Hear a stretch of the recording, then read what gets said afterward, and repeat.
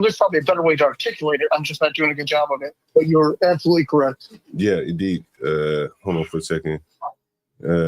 Call me when here. I have to give this. Do you know what's so interesting, Mexican? Remember I told you about the dead person? Yes. So I thought he was just indigent, but apparently he wasn't indigent. He came to my place to die. He left his family. He left his family, his children, everything. Just disappeared and came to my place to die. Isn't that interesting, Mexican? That's wildly interesting. That is very interesting, right? And so, go ahead. What you say, Mexican? Yeah, it's almost like the Kavor. You got the Kevorkian Airbnb. And so she's on her way to pick up his last remaining things. You can hear the phone call here on the channel when she called in and said, you know, all they had left of him were pictures on a cell phone and an iPad. So they're coming to more or less pick that up. So I'm going to give her that, the last remains of the dead man there, the last possessions of the dead man there shortly. As soon as she gets here, she's coming from about an hour away. So she's riding in an Uber. She had to catch an Uber here. It's probably going to be about a $60 Uber. And so we'll see how that all So John, what's up? I mean, could all of these problems, you know, the girl hit the other girl in the head with that aluminum baton, homie killing himself, this Christianity is just dying off. And therefore, these people aren't focused on maybe a bigger meaning. And I don't mean to diminish this gentleman taking his own life, but, you know, just could it all be that the gospel is just dying and people, if they had that in their life. Well, he didn't take his own life. He knew he was dying, right? His kidneys had failed. Oh, right. My apologies. He had his foot amputated. He had diabetes. He was in really bad shape. So he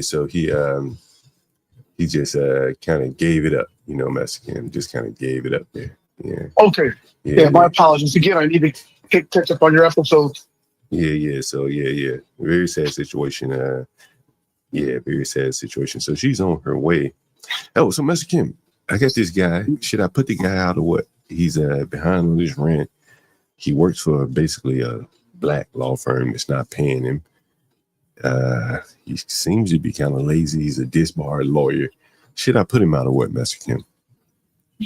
No, because you could probably get about 10 grand of free legal work from that dummy. Yeah, ain't nothing legal I want him to do for me. If he's that damn. Yeah, well, you know, title search, lien search, all that type of clerical stuff. I mean, he could, anyone having custody issues, he can write the, you know, the whatever, you know, he could do all these orders. You would be able to sue people in your name. I mean, you could defend yourself, but he would write all the motions and all that shit. Yeah, this guy's valuable to you because of that. Although he's can't pay his rent and shit. And now that he doesn't got that JD or he cannot legally practice. Yeah, that's a good that changes everything because he's almost like these Mexicans here illegally. They're being taken advantage by the legit Mexicans. You know what I mean? If someone said that's a good idea, Mexican, I tell you, that's one I never even thought about, Mexican. Make him like my legal mule.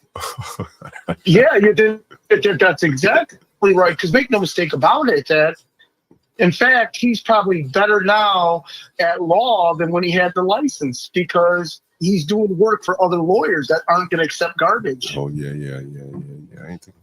But I don't have any work for him to do, Mexican. What would you do? Yeah. That's I'd let him stay a little bit longer, but give him a definitive date. You know, but because he is valuable, I mean, he's gonna give great legal advice or hook you up with the attorneys that maybe handle things. And the bigger you grow with all your properties and stuff, I think a guy like that's valuable, especially in the District of Columbia. Or, you know, the local county and state, he knows all those laws. Yeah, I ain't thinking about that. Huh. I ain't thinking about that. Yeah, that's So you are suffering from the problem of being successful. No one's catching cases that no one has got bad, so yeah. I mean, average human beings have got stuff cracking all the time. I need to get back out here on the streets, Master Kim, see what's going on. But John, can I add one more comment? Yeah, go ahead. Please, with all your listeners, any of you that are in business, whether it's a car wash business, beauty salon business, if any of your vendors are bringing in products manufactured in Mexico, you need to call that manufacturer directly. Use one of them apps if you can't speak Spanish and say, hey, I'm one of your vendors. I can help you with your U.S. tariff problems, and take it from there. And you'll find out that they'll ship tons of shit to you. Granted, you're in that industry. You just can't come out of left field and say, hey, I want to carry Midas shocks. You got to be already in that industry so you know how to talk their lingo, and then pressure that vendor in Mexico to ship in bulk whatever products they need to get into the U.S. before the tariff lockdown. So, for example, because I do grease in bulk, there's a company out of Monterrey, Mexico. I will, after this call, reach out to called Lucar, Lucar. They're a huge refinery and blender of a specific mining grease called polyurea. I'm going to reach out to them and say, hey, send me fucking $2 million worth of grease before the tariff. And I'm going to try to see if I can mimic what my boy Alfonso did. I'm going to try to see if I can do it word for word. So I asked him, I'll go, Alfonso, how do you know this shit? And he mentioned something that happened years ago, that there was a similar tariff, and he did it before with a different car part, and it worked. And he just redid it again with the Trump tariffs. I thought that was cleverly smart. That is very smart. And so, are they going to store the equipment for him? Yeah. So tires. Okay. So they're going to ship $4 million in tires up into the port of Virginia or whatever port is up that way. Maybe to New Jersey, New York harbor, and somehow they're going to make it to his warehouse. And so there's two things going on. One, he's going to have this access to $4 million worth of inventory he's going to get from the pre-tariff, and then on top of that, he's got Firestone Tire.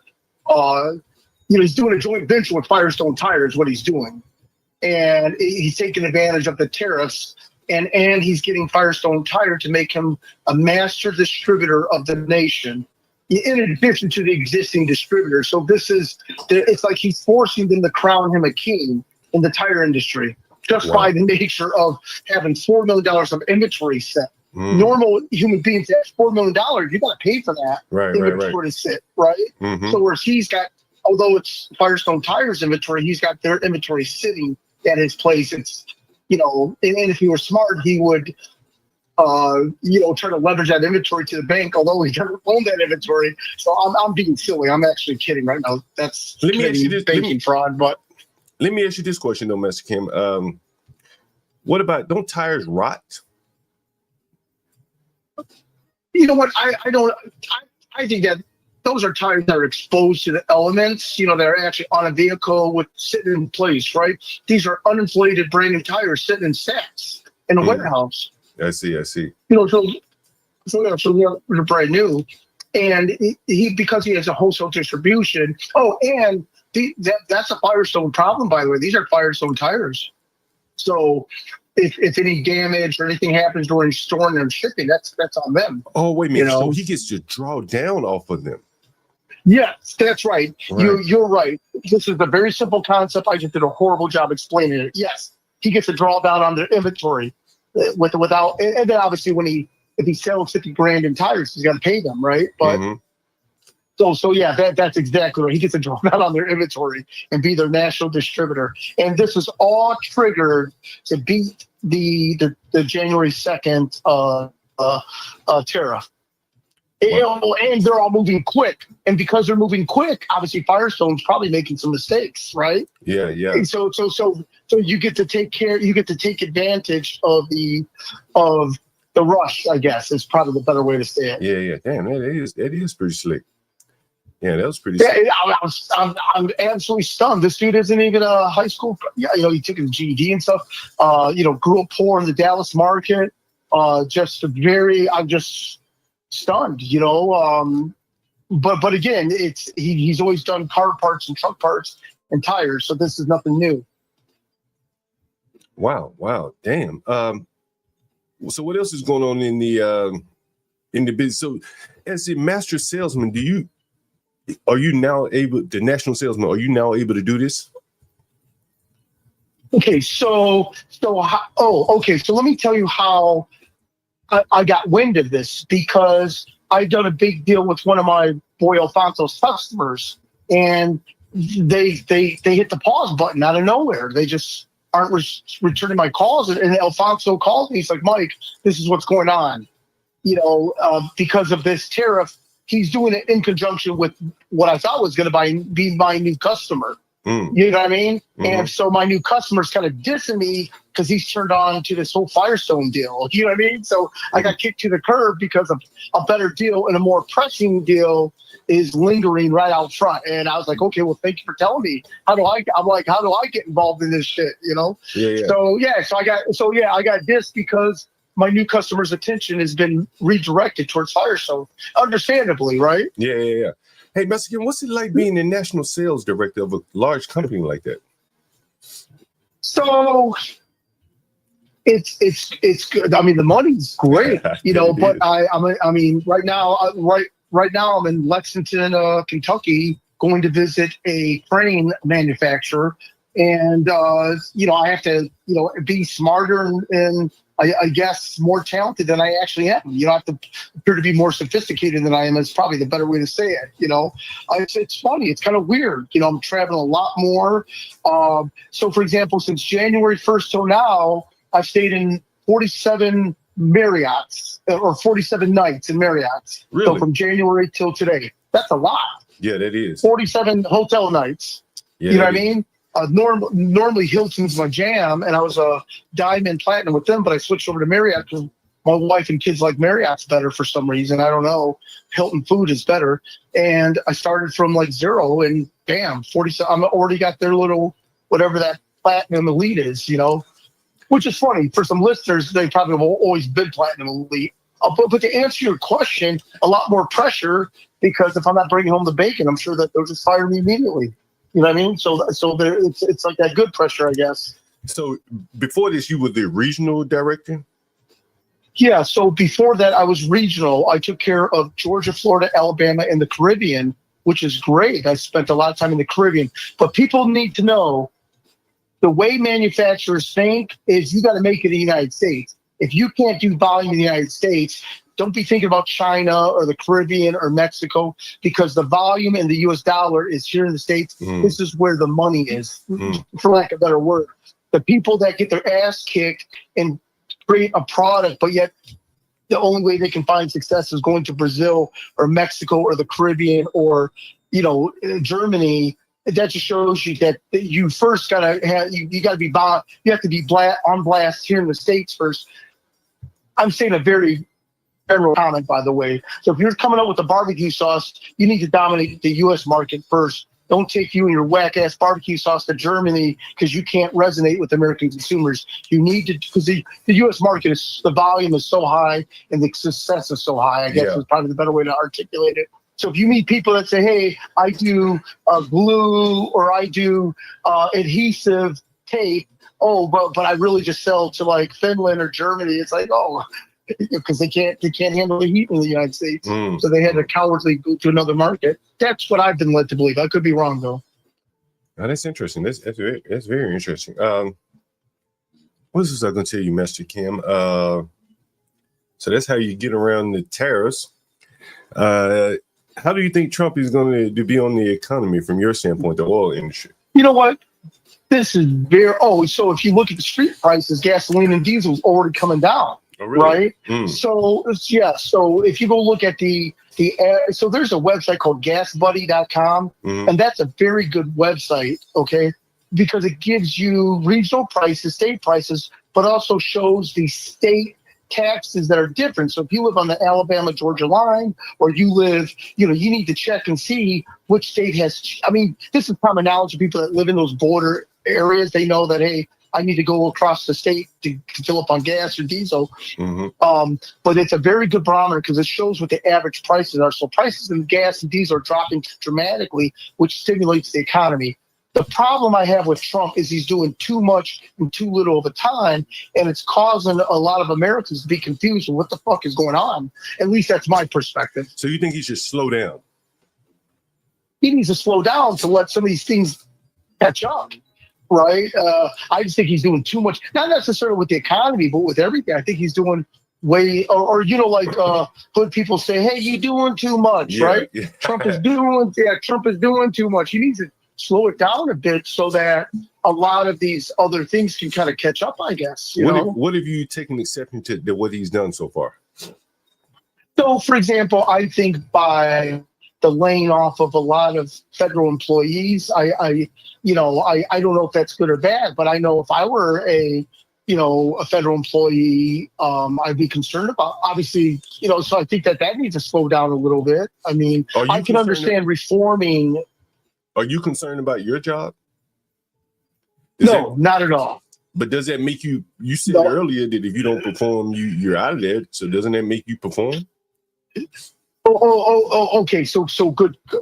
Oh, okay. That was a very clever question. Yes. So as the economy, as we get into a recession, volume is going to slow down. But for the small people, I deal with very big customers. So, so my customers keep on balling out. The Cracker Jack mom and pop businesses, they just go out of business and get acquired by my customers. Oh, you know what I mean? Yeah. But you know what? And I'm not going to lie. I am concerned as well. So I don't want to candy coat it and speak unintelligent. You're right. Any recession is, the trucking industry and transportation are going to slow down. And here's one thing that is interesting. Transportation, trucking industry affect everything. And yes, it will directly affect me. If there is a continued trucking recession, it will affect me for sure. Do you think there's a trucking recession right now?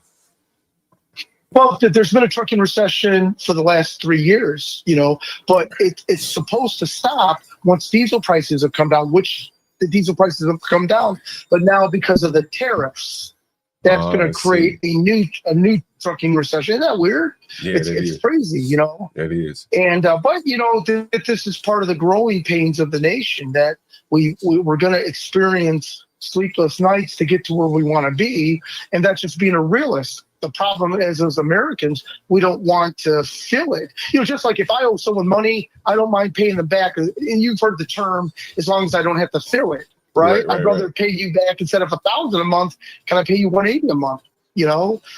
So as Americans don't mind change, but we just don't want to feel it where it affects us. Yeah. We're glad to have Trump in, but I think he needs to just slow down a bit so we can catch our breath. And we get the chance to see the effects of some of the activities he's done. What do you think about his whole DEI, the way he's dismantling DEI? Okay, so I have to really watch how I answer this. Oh, hey, okay? Messy Kim. Damn, hold on for 1 second. Hello?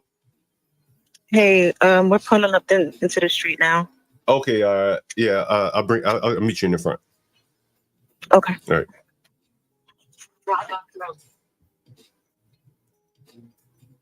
Hey, Messy Kim. Yeah, Messy Kim. Yes. I got to get a dead person this stuff. I'm going to keep you on hold. I want you to hear this. Yeah.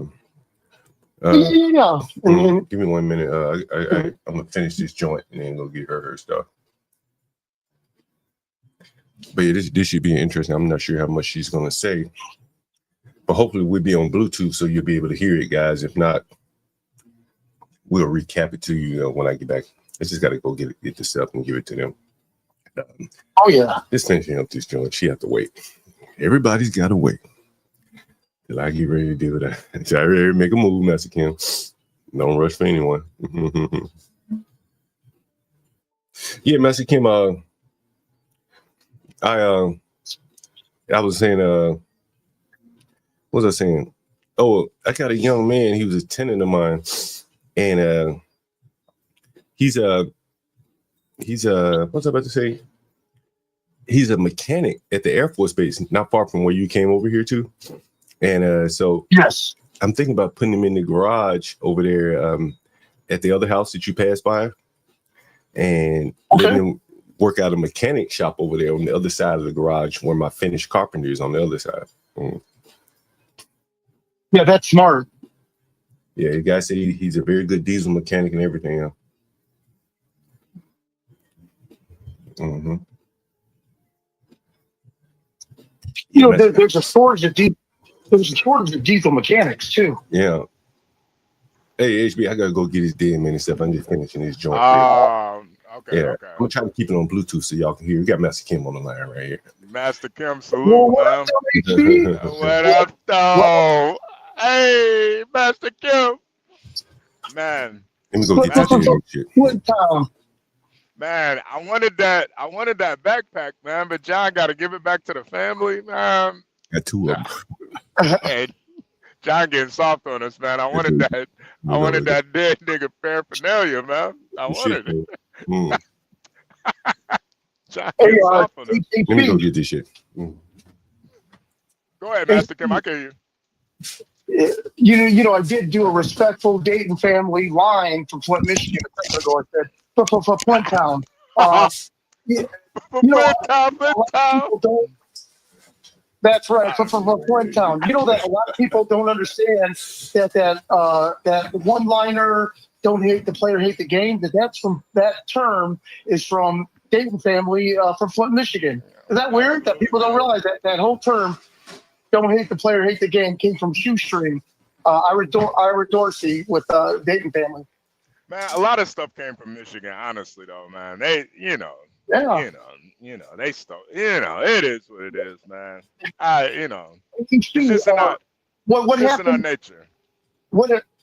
That's right. Hey, what happened with that federal legislation? Did it kick in about making owner operators or companies can't finesse their drivers on these lease purchase programs? Is that still up in the air, or is that the law now? I think it's still up in the air. I did see something about it, but yeah, these companies, they're gonna do whatever they can to keep that grip going, because they'll call like rental bullshit, or they'll come up with a different name. Yeah. Because I even with my company, man, the terms that they wanted to do it, I'm like, yo, basically they cap your miles. I'm like, so you're telling me I could do it, but you're gonna cap my miles. So basically, you want to keep me in this lease as long as possible. That's what it sounds like. And apparently that's how they get a lot of people. They're like, they'll only let you like run a specific amount of miles just so they can keep you in the lease longer. When I could probably get it, fully paid off in 2 years if I just ran straight,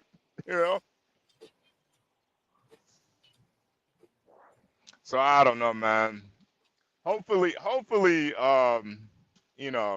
Trump does something, but who knows? I don't know. But Master Kim, you still there? I think you. Man. Stanley, I think you ran Master Kim off, Stanley. Come on. Well, I didn't even say anything. Nah, your presence alone. What can I say? I'm disappointed. There we go. Golden Gloves, Kim. Golden Gloves.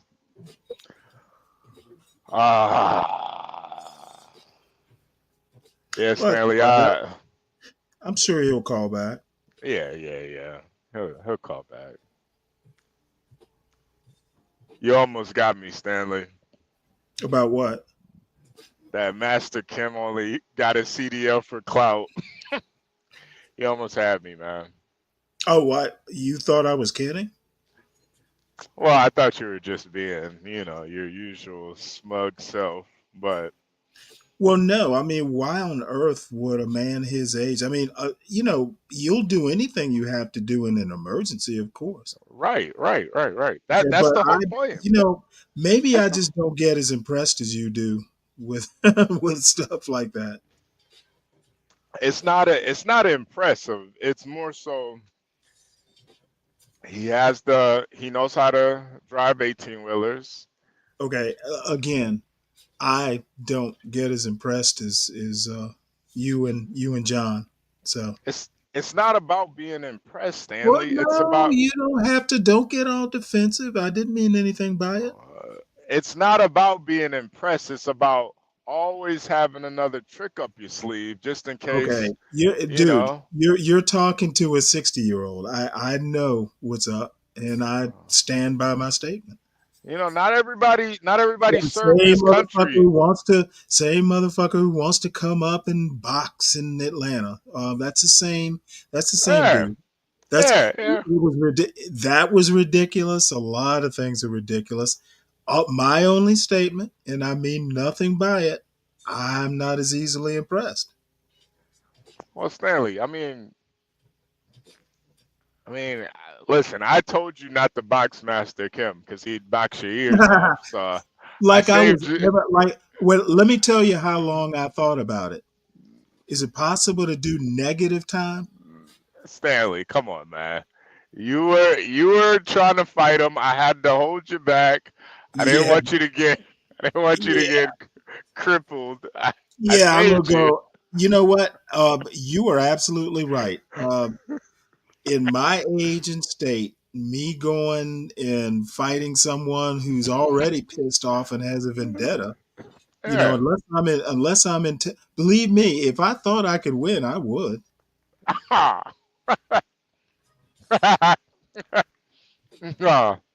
yeah.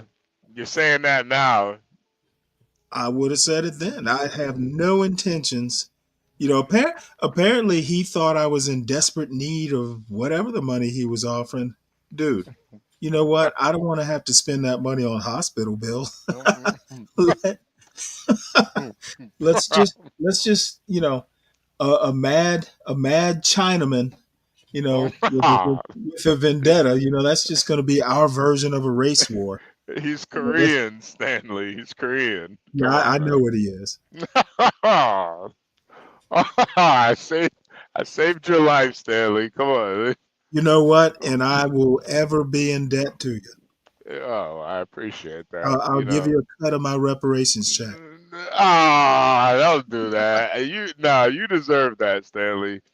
You deserve that. You deserve it more than I did. You were pretty much there, almost there with slavery. So I don't. Well, I understand the argument, and like I said, I just don't get the don't give it to black people because all they're going to do is waste it. I'm like, what do you care? No, I don't. I don't And get the that only argument thing, either. I don't get that argument either. reparations aren't supposed to solve a problem. That's not the purpose of reparations. Well, I think black people think that. That's my whole Okay, thing. well then no one ever said, give me a check and it's all even and the problems are solved. Well, that's what a lot of black people say. A lot of black people are like, well, the hood is like this because Let me put you back on there. Give me 1 second, Master King. See, I'm actually, that would be incorrect. yeah, no, but that's what a lot of people. That's Oh what a my lot of goodness. people say though. Let me- That's why. Oh, you That's should be why on there, Master King. the black community is the way it is because of slavery and all this other bullshit. Well, yeah, that part is true. No, it's not. Get out Okay, of here, well, Stanley. you know No, what? it's not. I know you're gonna sit there and hurt your little far right sensibilities. Kim. Bottom line, Ah, bottom Hey, line hold on, Stan. We is got Master Kim. Hold on, Stan. Master Kim, you here? Master Kim. Hey, Master Kim. Yes. What's Yeah. up? Yeah, Master Kim. Hey, so you heard the conversation I had with the people, right? I wish I could have Yes. filmed it for you. I don't know how much of it you guys were able to hear because I none. was away from. No, Okay, we didn't get to hear it. We didn't get to hear it.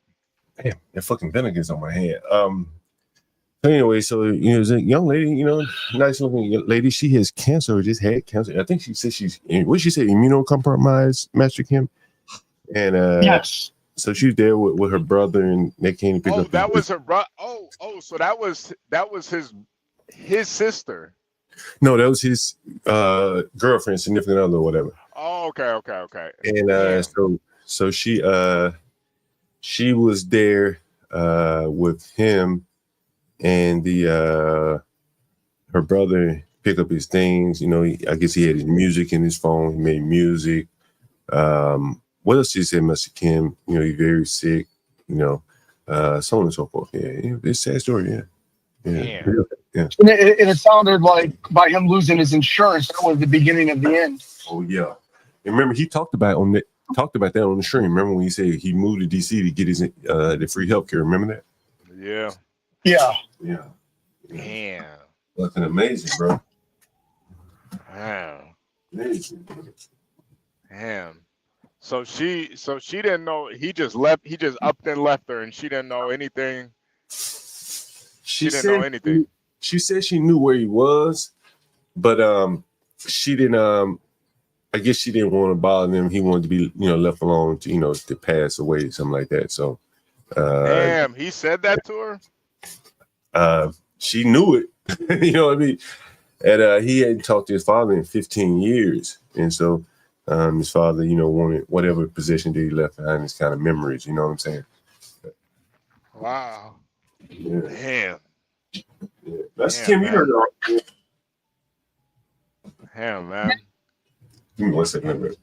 He should have reached out to Trump. He could have been at that last speech, man. He could have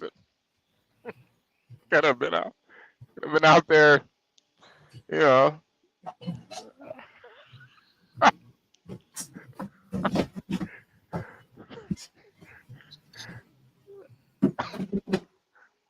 I lost my foot. Make America great again. They might be listening. I gave him a scream. Shoulda. Hey, Sean, he should have reached out to Trump and Elon, man. They could have. Could have had him. Speed up this healthcare. Yeah, something. Damn, man. Damn. Wait, John, was his girlfriend cute? Yeah, she wasn't bad looking. Yeah, she wasn't bad looking. She was a cancer survivor. So she's at least skinny then, huh? All of them be skinny. Aw. But she wasn't obese anything. What do you say, man? Towards the end, old boy should have wore like one of those Ukrainian flag shirts and hang out in front of Walmart. And when people ask him what happened, he just points to his missing foot.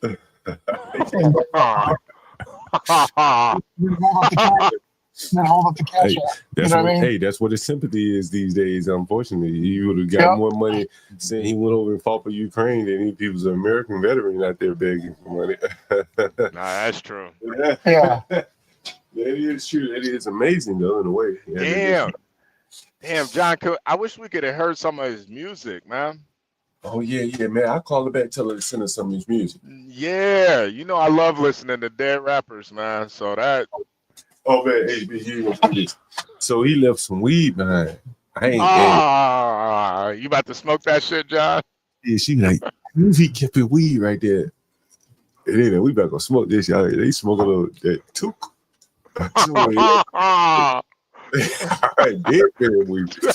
John really smoking on the dead right now. This is crazy. They smoking on. They were like, because it was like a Beats by Dre little compartment. Yeah. As soon as she saw that shit, the nigga eyes lit up. Her brother, he like, I knew that way. Mexican, did you hear him when he said it? He like, I knew that way he kept the weed. And so she over there, motherfucker, that weed. They about to go smoke that pack, nigga. Damn. Yeah, man. Hey, man, at least he left him something, man. You know? Yeah, smoke the dead, nigga. Smoke the dead. Yeah, at least he left him something. That's actually that makes it a better story, man. He left him a little bit of weed to smoke, man. You know, that's enough for most black people. Man, Well, it's a spiritual connection too. man, you know, Yeah. That was You the know- last weed he smoked, and they can smoke it now. we smoking on the same shit, my brother, man. Smoke this. Pinch off this Yeah. shit. Forever be alive, nigga. Pinch off this shit. Yeah. Man, you know, it was another pack that was just unopened. I think I showed you that, and because I didn't, you know, I threw that shit away. If I'd have known they wanted this shit, was gonna call for it, I'd have put that shit in the bag. Yeah. Damn. Made him look better to him. If you smoke that weed, make sure you don't got no blood clots in your leg, or you know something could happen to blood or. Damn, Smoke my man. own shit. Fuck that. Smoke my own. I'm like, be brave when it comes to the weed. Okay, everybody, I gotta go. Sorry. Bye bye. Master Kim is gone. Master Kim, man. Salute, Master Kim. Man, you know, they made him the national sales director, man. And I mean, I don't know how many people in the audience in sales would like to get into sales. And, you know, now he travels all over the country, national sales director. So, you know, I think you guys should lean on Master Kim. He knows people that knows people that knows a lot of people, right? Yeah. In his industry, boys, you know, it's a big industry. And as we've seen here today, with the man who can't pay his rent, and we talk about networking. You going to suggest he contact Master Kim? Well, I'm gonna suggest that some of these people, you know, probably got a little bit more going on for themselves and want to springboard. He's got a law degree. Master Kim probably can help them. But you know what's crazy, HB? I don't know if you heard what Master Kim was saying. I mean, his mind be working a little bit different than other people's, and he was like, "Shit, you could use that man to like that lawyer to do some work for you." I was like, damn, if I had work, you know, and he was like, he'd be a great resource. You know, Master Kim looking at that motherfucker there, be his legal beagle because he can't practice law legally. So he's like, oh, yeah. Slick. Well, it depends what kind of law he was practicing, but goddamn. Like, damn, man, you can't even. Well, he's not damn. practicing any law right now. But Yeah. There was someone up on the panel the other day. I can't remember who it was. I dated a couple of lawyers. One of the things they tell me, and you'll see this at Howard University a lot. Mm-hmm. You remember back when sports law used to be very popular? Yeah. You know that there is no section on the bar related to sports law. Now, I don't think it's probably a question on there has anything to do with sports law. Is really not. What the fuck is sports law? Well, I would imagine it's mostly contract. That's all it is. Contracts. Yep. Now, contracts are on the bar very heavily because that's all it is legal agreements, contracts. Mm-hmm. But so many people want to get into sports and they focus on the sports aspect. But in reality, it's really all contracts. No matter what business, music, sports, it's all, you know, contracts. And so what Master Kim said, hey man, you get him to draw up contracts for you that will be legally, you know, tight. You know, it should be pretty tight because he ain't got no other options to do. You got to work for other lawyers who are probably going to be, you know, very critical of his work, as opposed to having clients of his own who can't really scrutinize his work. They say you have a valuable resource there if you needed some legal work because he's hungry, clearly. Yeah. That's really not a bad idea. You know, maybe pick his brain a little bit because the nigga clearly is struggling. So yeah, I mean, you could get it for the low. You know, I got another buddy like him, just like him. Not really a buddy anymore. Philippe talked about him earlier today when he called in, and you know, he tried to be a lawyer, third-rate law school. You go to a third-rate law school, bro, really, unless you are really just a superstar, you're going to be struggling for the rest. Minnesota somewhere. University Jones was in all this. He could tell us. I think it was in Minneapolis, but it may not have been. His University of Minnesota is pretty good, actually. Well, it probably wasn't that one. It wasn't that one, right? He went to somewhere lower than that. because he was dating a girl from Spelman whose father was a judge or something that got him into a low rate school up there. Anyway, but he never was able to really cut it as a lawyer. You know what I mean? And if you can't cut it here, man, you probably can't cut it anywhere because here, it's mostly government related shit. And so he's not to this day, man. Guy has 3 or 4 kids, no work, lawyer. You know how expensive it is to live around here, and now he's going into like a depression state where he doesn't talk to anyone. Not me, Philippe, no one. He's embarrassed, I would imagine, but you got to be willing to just lower yourself and do something that you otherwise wouldn't want to do, Yeah, you gotta get into criminal law. That's where the money's at.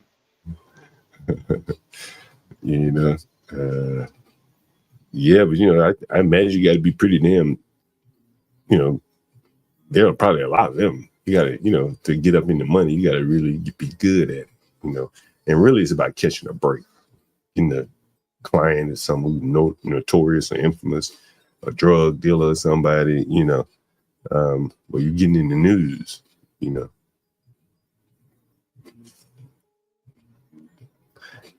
Anyway, enough about that. I think it's more of a hustle, honestly, than anything. Yeah, it is. A lot of times, insurance companies. Because you can, because depending on, you can basically set your own prices. So if somebody only has like, hey man, I got $800 to fight this case. Shit, I'll take all that $800, do what I can.